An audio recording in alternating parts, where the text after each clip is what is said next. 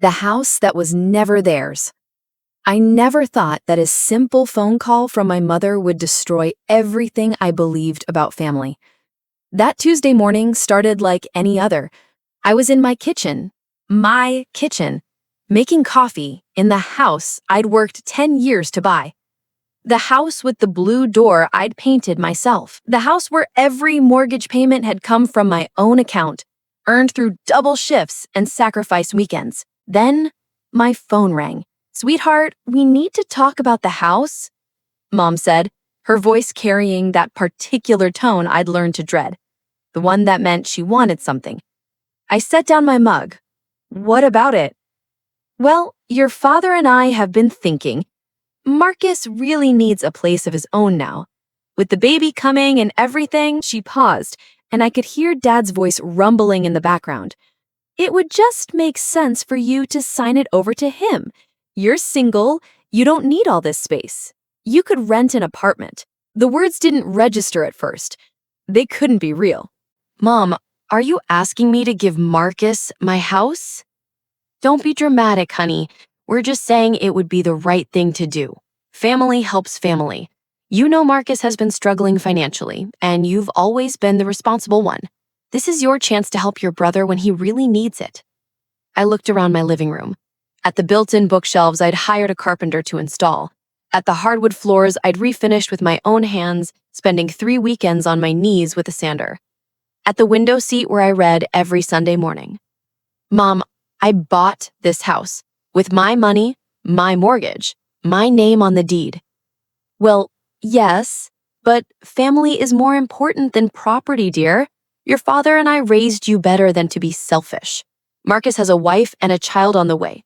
What do you have?" The question landed like a slap. What do you have? I had a career I'd built from nothing. I had this house that represented every sacrifice I'd ever made. I had independence and security, and a life I'd created entirely on my own, without asking them for a single dollar after I turned 18. But apparently, that meant nothing. "I'm not giving Marcus my house," I said quietly. The silence on the other end lasted 3 heartbeats. Then, "We'll see about that." She hung up. I didn't know then that she'd already contacted a lawyer, or that the strangest fight of my life was about to begin. The letter arrived 2 days later. Official letterhead, legal terminology, threats wrapped in professional language.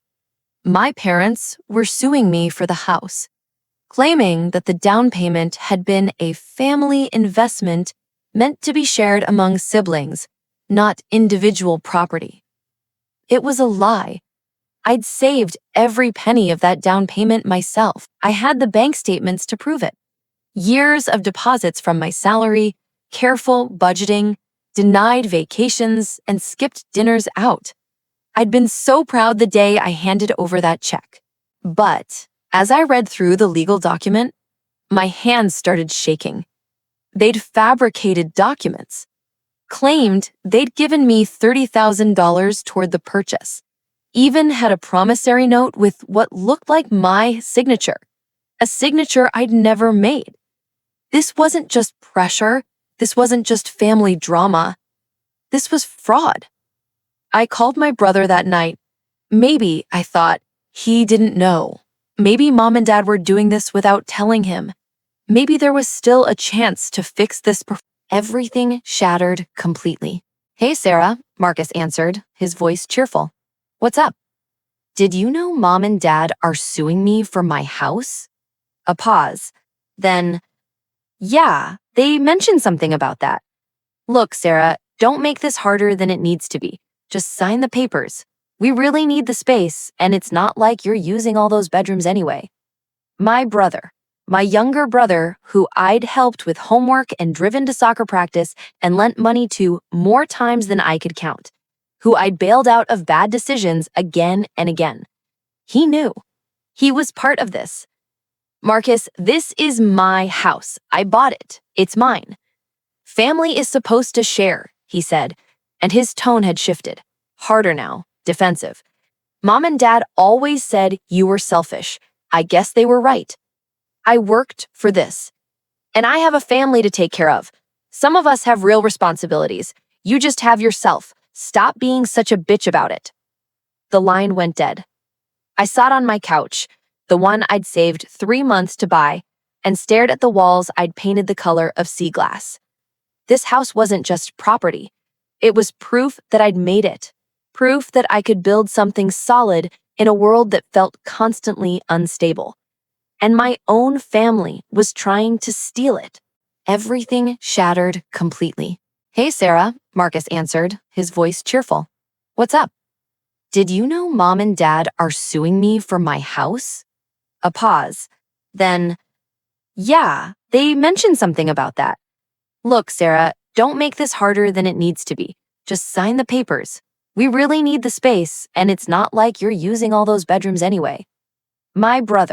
My younger brother, who I'd helped with homework and driven to soccer practice and lent money to more times than I could count, who I'd bailed out of bad decisions again and again. He knew. He was part of this. "Marcus, this is my house. I bought it. It's mine. Family is supposed to share," he said, and his tone had shifted. Harder now, defensive. "Mom and Dad always said you were selfish. I guess they were right. I worked for this. And I have a family to take care of. Some of us have real responsibilities. You just have yourself. Stop being such a bitch about it." The line went dead. I sat on my couch, the one I'd saved 3 months to buy, and stared at the walls I'd painted the color of sea glass. This house wasn't just property. It was proof that I'd made it. Proof that I could build something solid in a world that felt constantly unstable. And my own family was trying to steal it. "I know," I whispered, "but I'm done disappointing myself." She hung up without saying goodbye. I cried then, deep, wrenching sobs that came from somewhere primal. I grieved the family I'd thought I had, the parents who I'd believed would protect me, the brother who'd been my best friend as a child, the grandmother who'd taught me to bake and told me stories and made me feel special. They were gone. Maybe they'd never really existed the way I'd imagined them.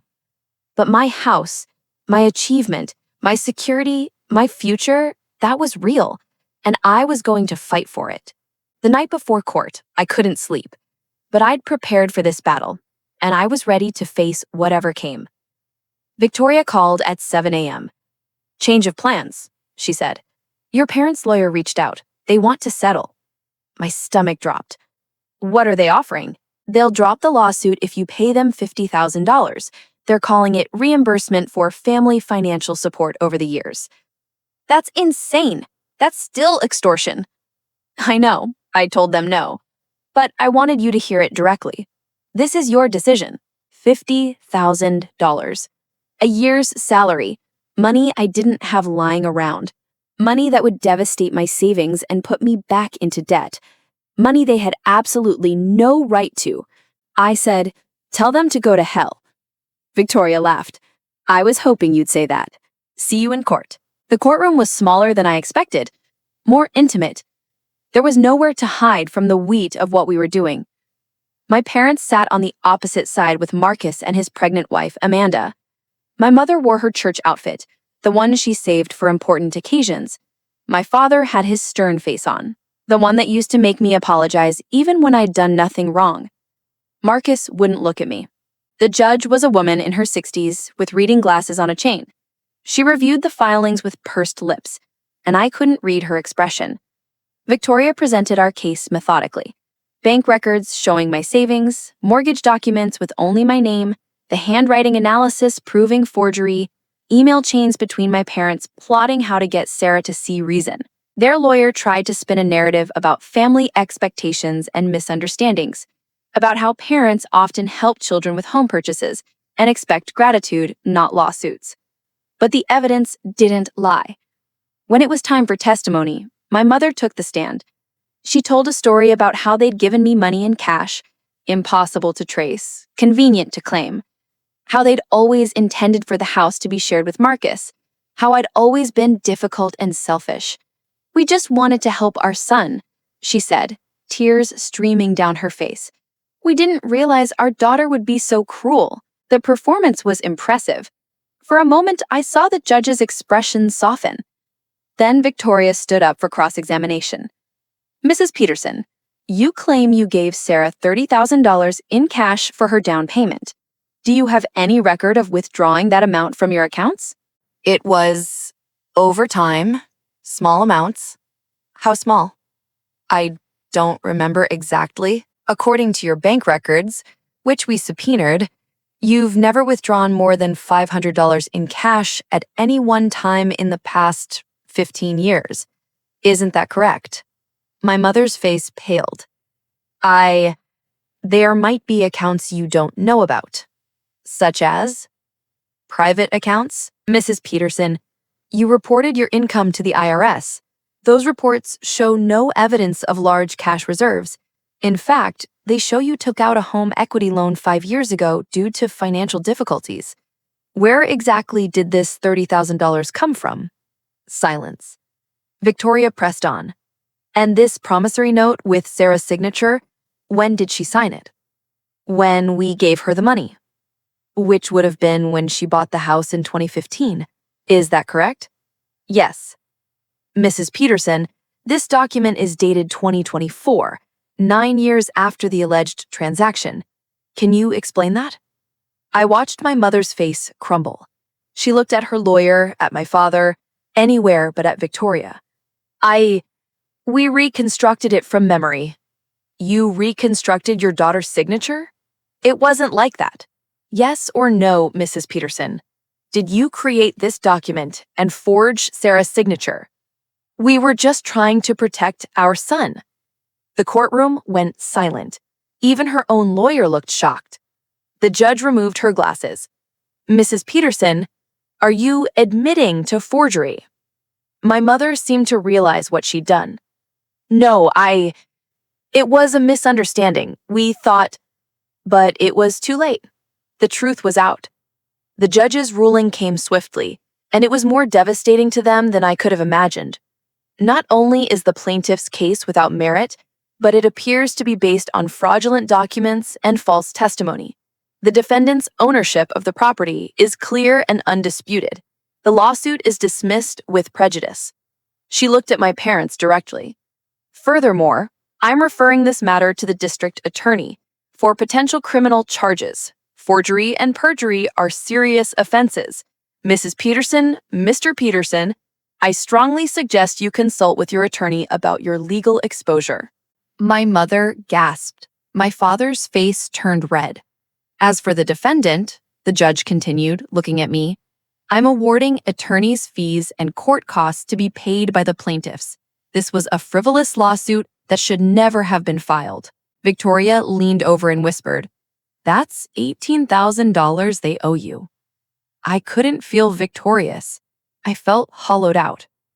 The judge banged her gavel. We're adjourned. My parents stood frozen.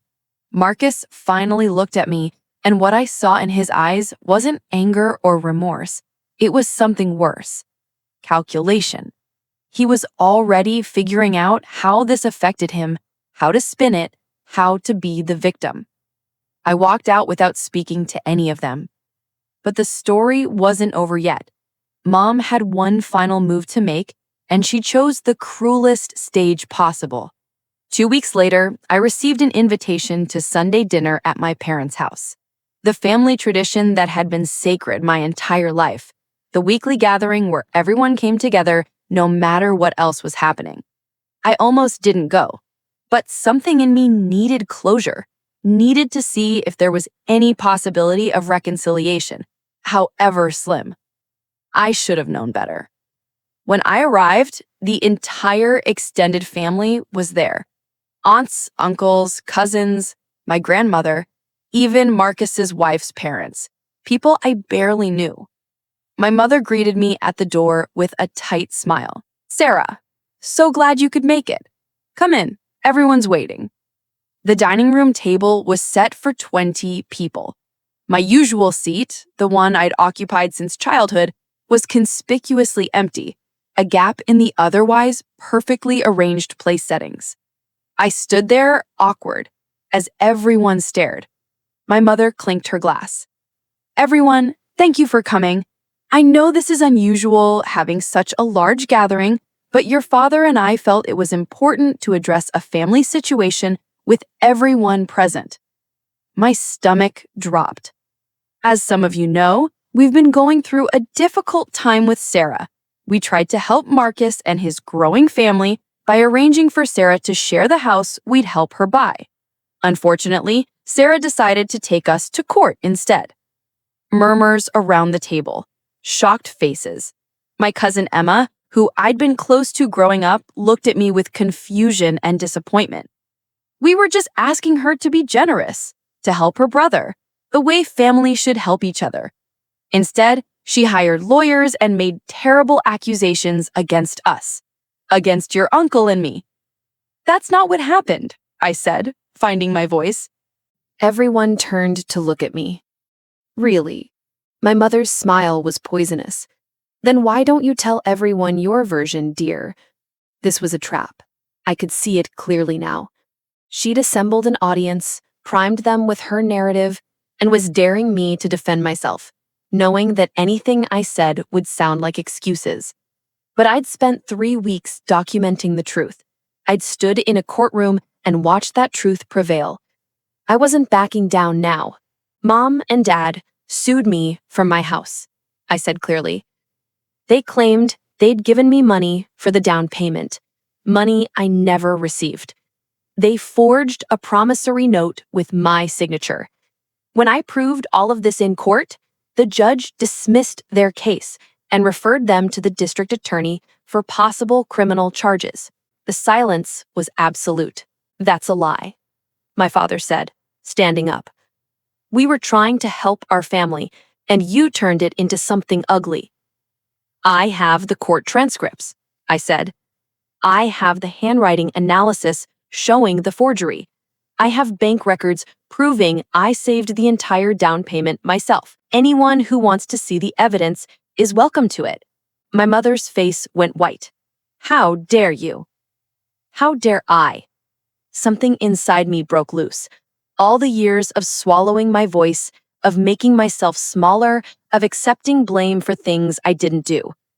You tried to steal my house. When I wouldn't give it to you, you committed fraud. You lied in court. You chose Marcus over me. Again, just like you always have. And now you're trying to turn the entire family against me because I had the audacity to defend myself. You're being dramatic, my grandmother said. This is just a misunderstanding that got out of hand. It's not a misunderstanding when someone forges your signature, Grandma. It's a crime. Family doesn't put family in legal jeopardy, my mother hissed. Then maybe you shouldn't have committed fraud. The words hung in the air like smoke. Marcus stood up. This is ridiculous, Sarah. You're destroying this family over a house. A house. When Amanda and I have a baby to think about, when we needed help, you couldn't be bothered? I don't owe you my house. The words came out louder than I intended. I worked 10 years to buy it. I earned it. It's mine. The fact that you think you're entitled to it just because we share DNA is insane. We're family, Marcus said. That's supposed to mean something. You're right, I said quietly. It's supposed to mean love and support and respect. It's supposed to mean not lying about each other, not trying to steal from each other, not choosing one child over another based on who needs something at the moment. I looked around the table at all these people I'd known my entire life. People who'd watched me grow up, people who'd celebrated my achievements and comforted me through heartbreaks, people who were all looking at me like I was the villain. I came here hoping for, I don't know what. An apology? An acknowledgement that what they did was wrong? But I can see that's not going to happen. You all believe whatever Mom told you because it's easier than accepting that she lied. Sarah, my grandmother started. No. I held up my hand. I'm done. I'm done apologizing for being successful. I'm done being the responsible one who has to sacrifice so Marcus can get bailed out of his mistakes. I'm done trying to earn love that should have been freely given. I grabbed my purse and headed for the door. My mother's voice followed me. If you walk out that door, you're not welcome back. I stopped, turned around one last time. Good, I said, because I wouldn't come back anyway.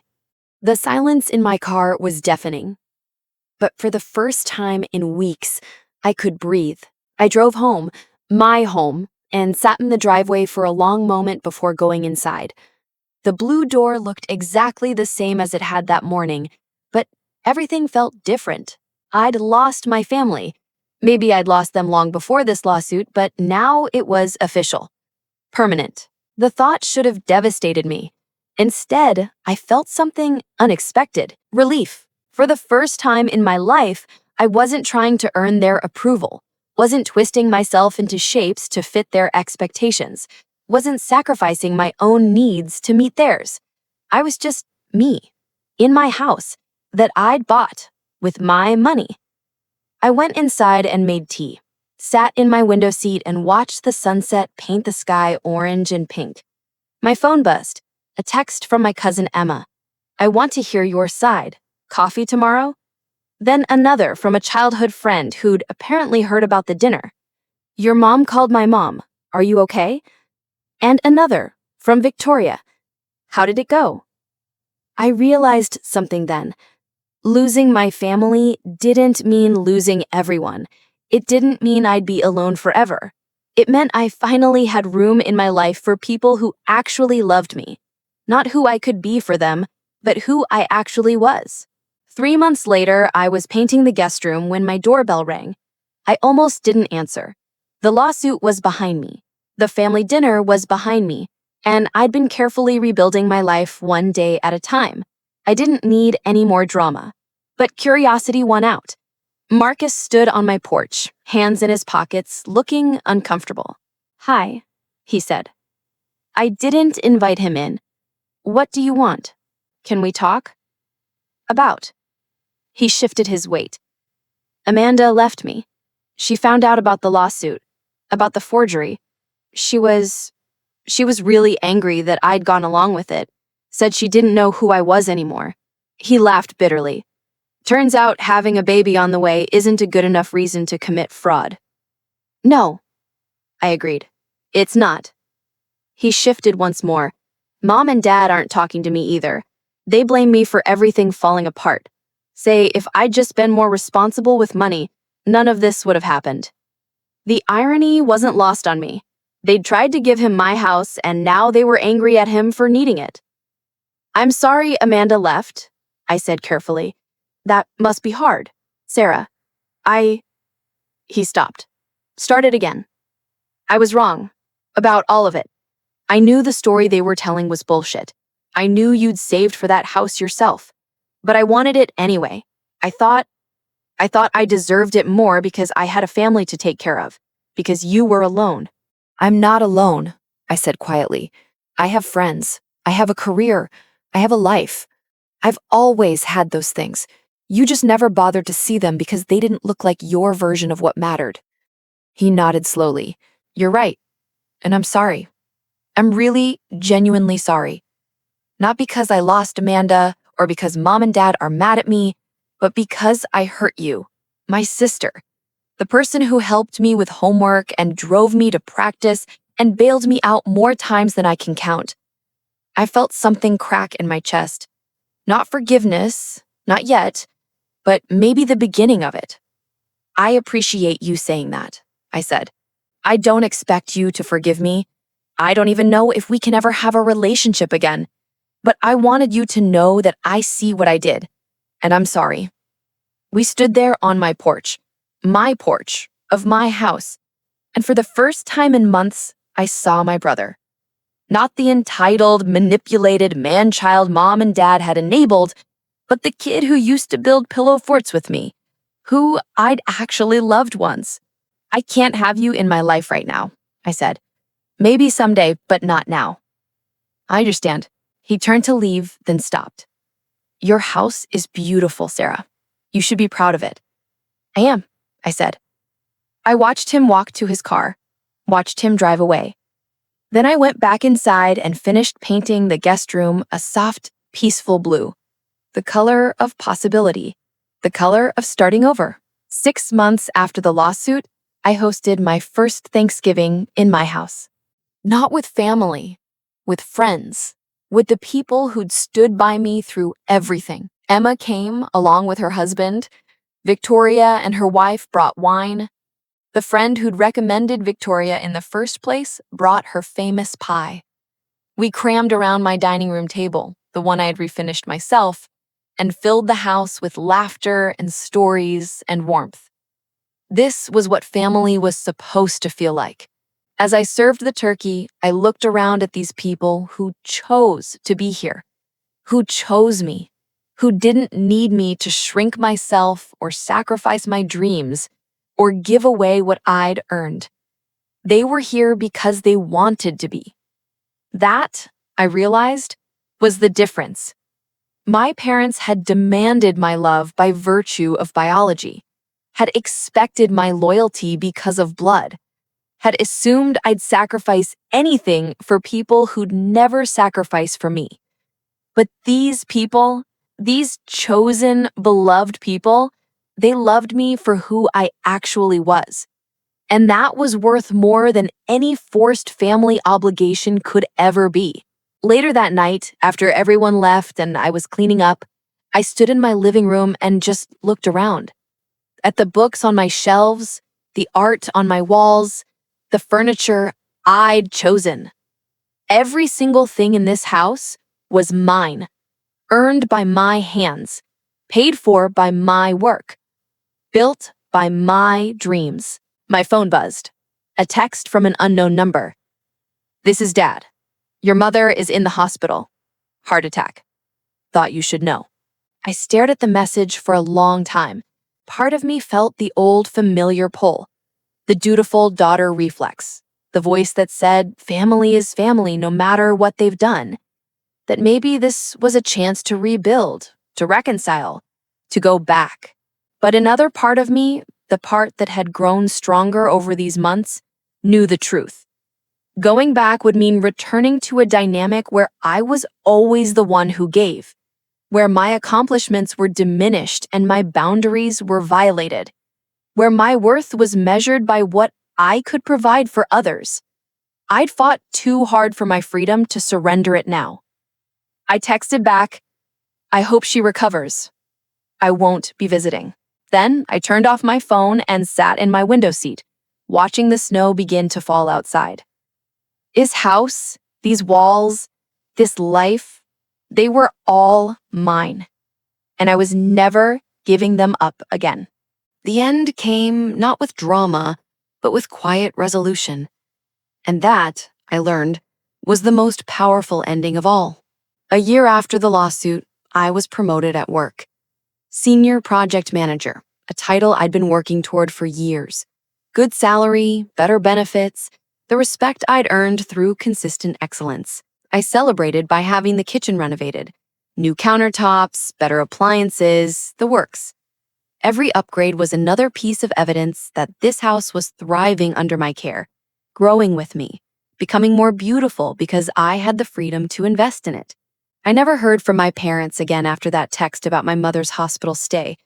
I didn't reach out, and they didn't either. According to Emma, who'd maintained contact with me despite family pressure, Mom recovered, but the criminal charges Victoria had warned about never materialized. Apparently, the district attorney didn't think pursuing elderly parents over a failed fraud scheme was worth the resources. Marcus sent a card on my birthday. Just a simple message, "Still working on being better. Hope you're well." I didn't respond, but I kept the card. My grandmother passed away 8 months after our last conversation. I found out through a cousin's Facebook post. I didn't attend the funeral. That grief was complicated, layered with years of conditional love and disappointed expectations. I mourned her privately, in my own way, and then let her go. The relatives who'd been at that terrible dinner gradually stopped calling. They'd made their choice, and I'd made mine. The distance between us grew naturally, inevitably, until we were basically strangers who happened to share some DNA. And you know what? I was okay with that. Because the space their absence created filled up with new relationships, with deeper friendships, with mentorships and connections and a chosen family that actually functioned like family was supposed to. I started hosting a monthly dinner party. Nothing fancy, just good food and good conversation with people I genuinely enjoyed. The house I'd fought so hard to keep became a gathering place, a sanctuary, proof that sometimes the family you build is stronger than the one you're born into. On the 2-year anniversary of the lawsuit's dismissal, Victoria came over for wine. Do you ever regret it? Fighting them? I looked around my living room, at the life I'd built, at the peace I'd found. Not even once, I said. She raised her glass. To fighting for what's yours. To knowing your worth, I countered. We drank to that. To boundaries and self-respect and the courage to say no. To the radical act of refusing to sacrifice yourself on the altar of other people's expectations. My house stood strong around us. The house that was always mine. The house I defended. The house that represented every hard lesson I'd learned about love and family and what really matters. And in that moment, sitting in my window seat with my friend, watching the sunset paint my walls gold, I realized something profound. I'd won. Not just the lawsuit, not just the house. I'd won my life back. And that, more than any family approval or reconciliation, was worth everything.